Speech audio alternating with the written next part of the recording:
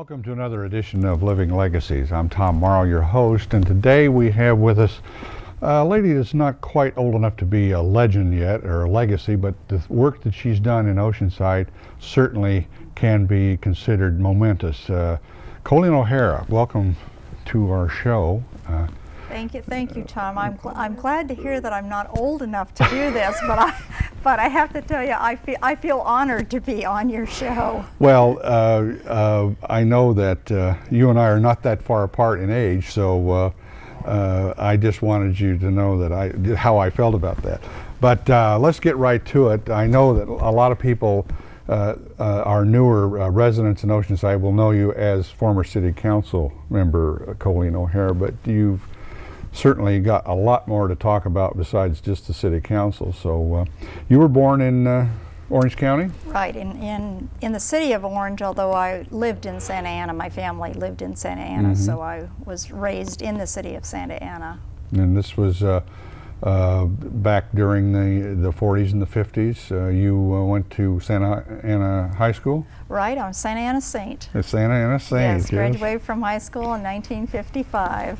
Well, before you get that far along, now this first picture that we have of you, future Ginger Rogers, were you taking tap dancing classes there? Yes, I started taking tap dancing when I was about 4 years old, and I still tap occasionally.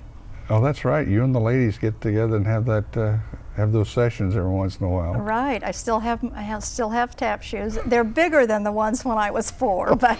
Now this was at 4 years old? Yes. Mm-hmm. Yes. We were talking before the show. That's during World War II, and we remember the blackouts that we had. And, right. I remember the special shades that we had to pull down and douse all the lights. Could have a few candles on in the house. But what did your parents do? What kind of work did they do?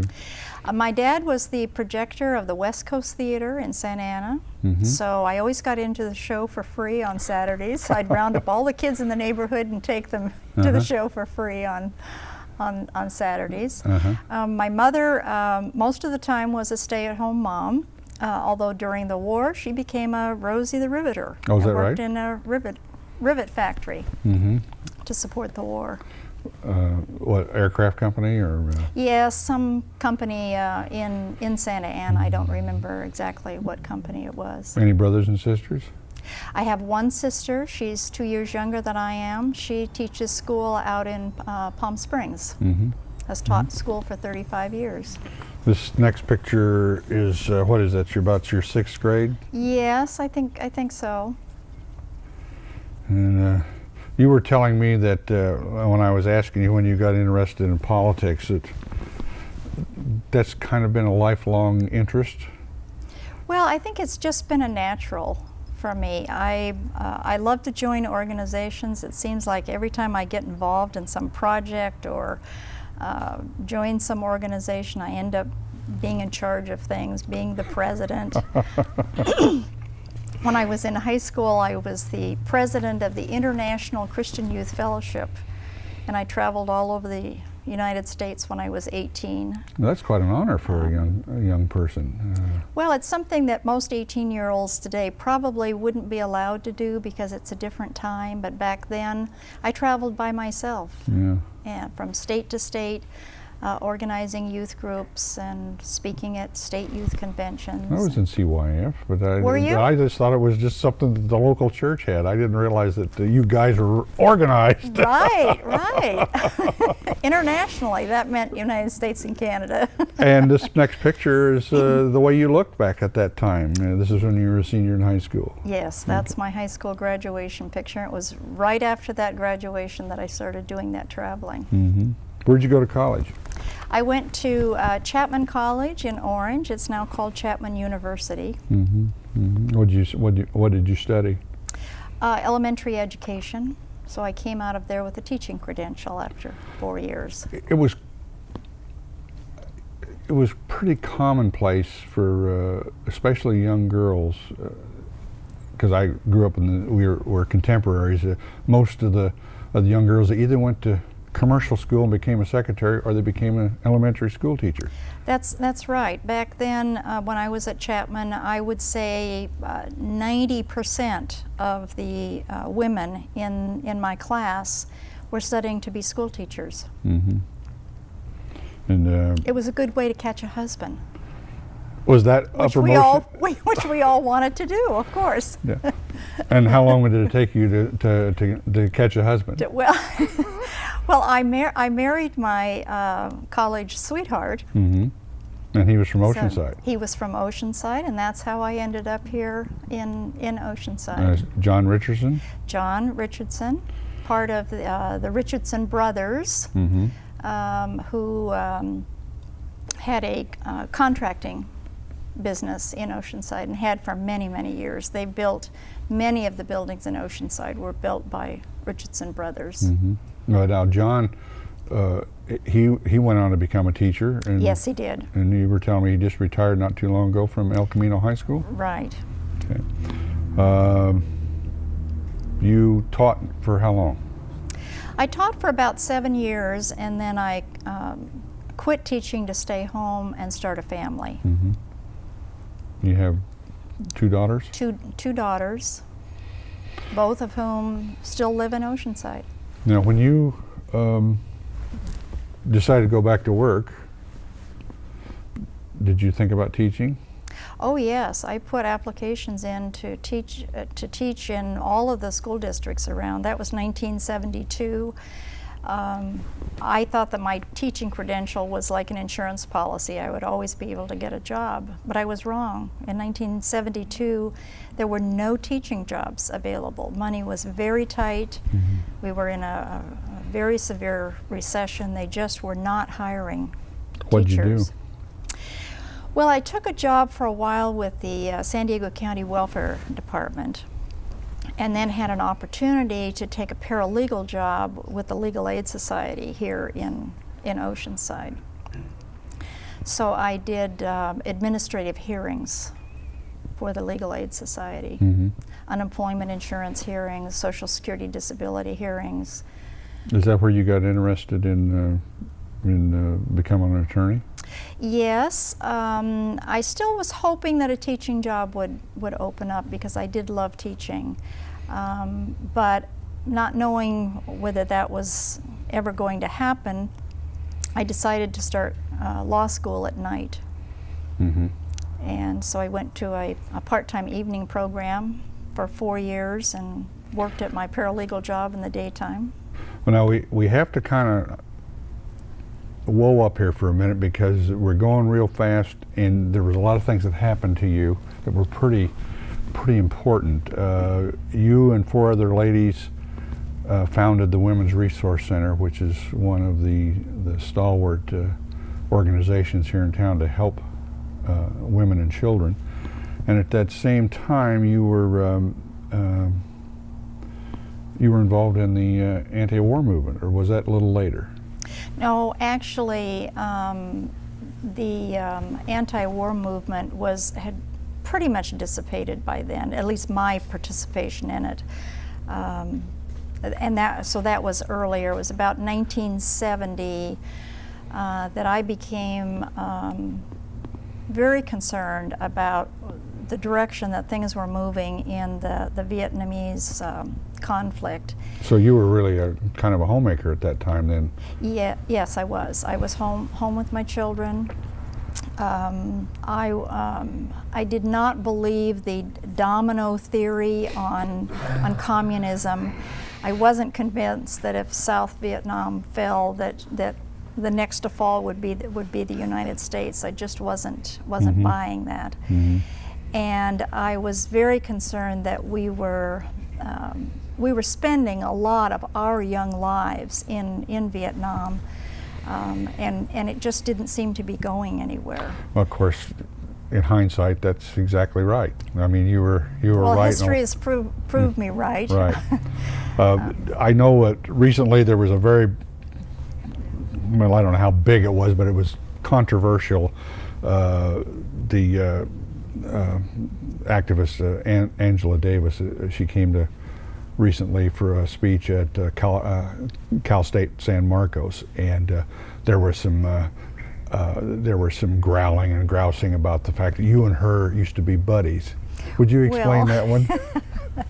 I was at an anti-Vietnam War rally once in about 1971 with about 5,000 other people, and Angela Davis happened to be the speaker. So you and Angela and 5,000 others got together. 5,000 of her closest friends were there. So that's really it. Right. My involvement in the anti-war movement was participation in 2 or 3 protest rallies. I was not a mover and shaker in that movement at all. Well, tell me why the Women's Resource Center? What got you started there? Why is that important in your life? Well, you mentioned that myself and 4 other women got that started. We were all friends. Who are they? Well, let's see. Kelly Strasser, who was a school teacher at the time, Sue Richardson, a marriage and family counselor, Diane Finesse, who was a homemaker, and Marina Sanchez, who was the director of the North County Chicano Federation. We were all concerned that there were no social service agencies in the area that were providing any kind of counseling or support services for rape victims. So we wrote a proposal to the County of San Diego to get a rape crisis counseling program funded. And it got funded.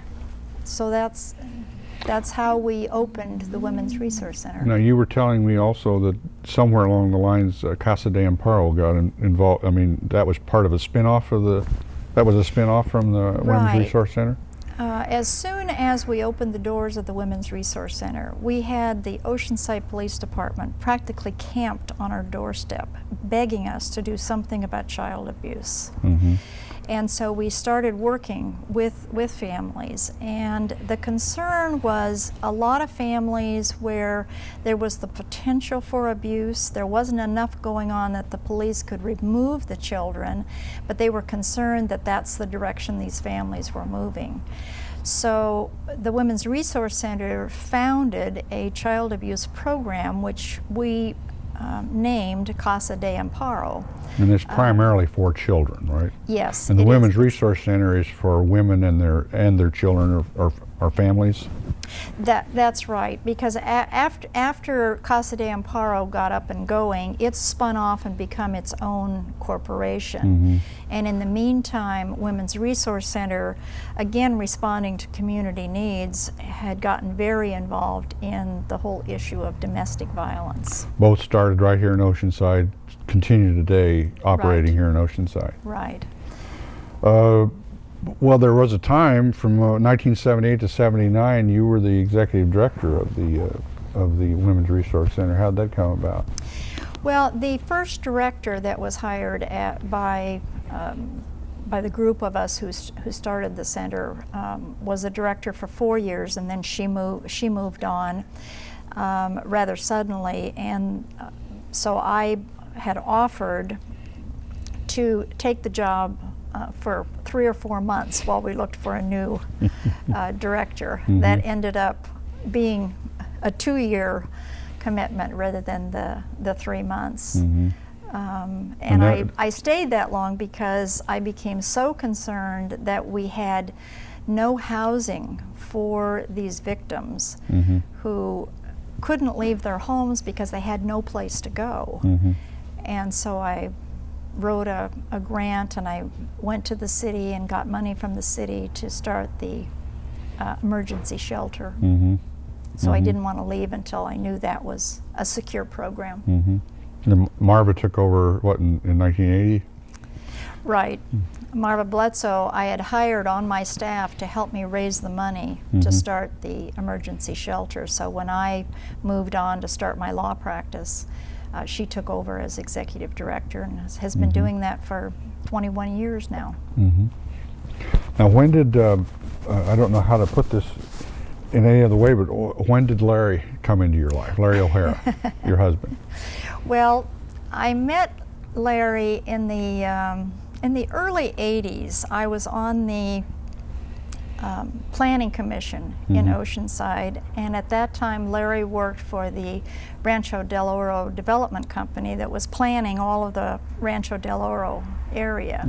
So they had to come to the Planning Commission to get their approvals, and he always tells people he was sitting in the audience that night, looked up there and said, you know, gee, there's only one person up there with any brains, and she has a nice sense of humor, and she sure is cute.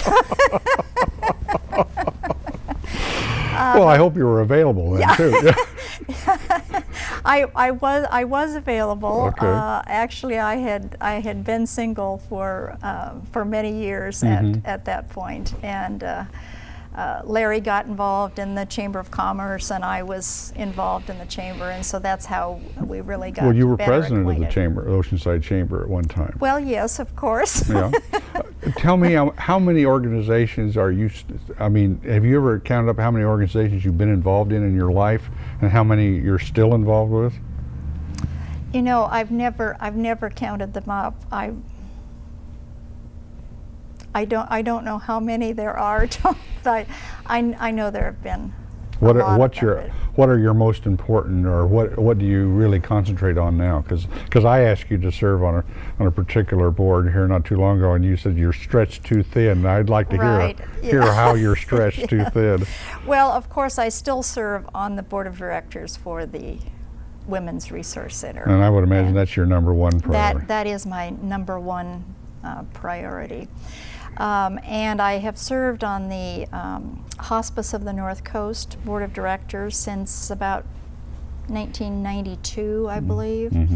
And I've seen them through their transition from being a partnership with Tri-City Hospital to becoming a freestanding hospice program. So that has taken a large commitment of my time in the last 8 or 9 years. And then more recently, I joined the board of the Oceanside Museum of Art, because I think that is just a real jewel in Oceanside, and I'm just delighted to be a part of that organization. It's good for an attorney to have a little culture in their life. Right. One more big involvement I have is the Oceanside Seroptimists Club. Oh yeah. Which I've been a member of since 1989, and this year I am vice president, so next year I will be president of the Seroptimists. You ran for city council the first time in a field of 16 in 1992? That's correct. And won? And I won. So you served 2 terms. You got reelected in 96? In 1996 I got reelected. And then in the year 2000, rather than running again for my seat on the council, I chose to run for mayor, and didn't win that one. Have any regrets? I mean, if you had to do it over again, would you have run for re-election? No, I would have done exactly what I did. What do you think is one of your some of your proudest accomplishments when you were on the city council? When I got elected, I had no idea what kind of financial shape the city was in. I was appalled at how close we were to the edge. You know, it felt like we were ready to go over the brink. We hired Tom Wilson to be our city manager, and I know that Tom, over the years, made friends and he made enemies while he was here. But the one thing that Tom did was really help us get back on a solid financial footing. That, in turn, allowed us to do some expansion in our police department, our fire department, and increase those services that were so badly needed. We also were able to expand our recreation programs because I believe strongly that you don't just hire policemen to arrest people. You have to provide, particularly our youth, alternative activities to be involved in, so they don't go down that path. Well, I think the city's done a pretty good job of that over the years. We've got a lot of nice parks, and we've got some great recreational facilities. And like you said, if the money wasn't there, you wouldn't have been able to do that. But that's yeah, correct. I know yes. Tom, he did have his his detractors, but I think everybody, whether they liked it or not, they have to admit that he really did help right the city financially. He turned us on a much more positive path. Yes. Another thing that I did while I was on the council that I'm still working on, fortunately, is the multiple habitat conservation plan. Now explain that to me. Why is that important? Well, Tom, I just did a 90-minute program on on KOCT. Well, can you give it to me in 90 seconds? The 90-second version.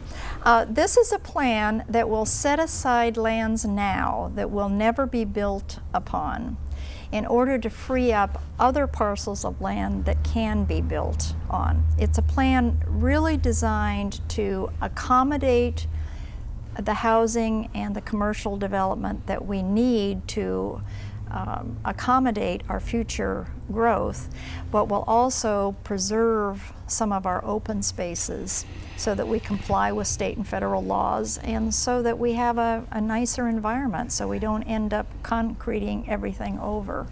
Is this plan being well received, or are you goring somebody's ox, or are you having is this going to be a fight? This plan has been 9 years in the making, and in those 9 years, around our table when we meet to develop this plan are all of the wildlife agencies, the staffs from the 7 North County cities involved. We've got biologists telling us, what needs to be done for to preserve the animals, botanists to tell us what to do for the plants. We have representatives of the building industry. We have representatives from environmental groups such as the Sierra Club. So everybody has had their input into this plan. There will be some people who don't like it, because there are some people who don't want us to do any building anymore. And there are some people at the other end of the spectrum who think it's just silly to have to worry about these birds and plants. It's one of those things probably that you won't get a lot of thanks today, but your grandchildren and your great-grandchildren will probably remember that, Grandma one time had a hand in this and she saved a lot of things for us. That's right. In fact, when I talked to one of my daughters this morning, who's the mother of 5 of my 11 grandchildren, I told her I was going to be a living legacy today, and she said, "Well, Mom, you're always a living legacy at our house." And that you are. Thank you very much, Colleen, for coming in and sharing your life with us. And I told you that she had a lot to do with with what's gone on in Oceanside for the past 20 or 30 years, and I appreciate you tuning in. Tune in again next time for another edition of Living Legacies. I'm Tom Morrow, and I hope you enjoyed the show. This program is made possible through the generous underwriting grants of Hatter, Williams & Purdy Insurance Services of Oceanside, providing North County with complete insurance needs for more than half a century. The TriQuest Corporation, providing quality office and manufacturing space in Oceanside. And the North County Times, serving all of North County with complete local daily news coverage and internet services.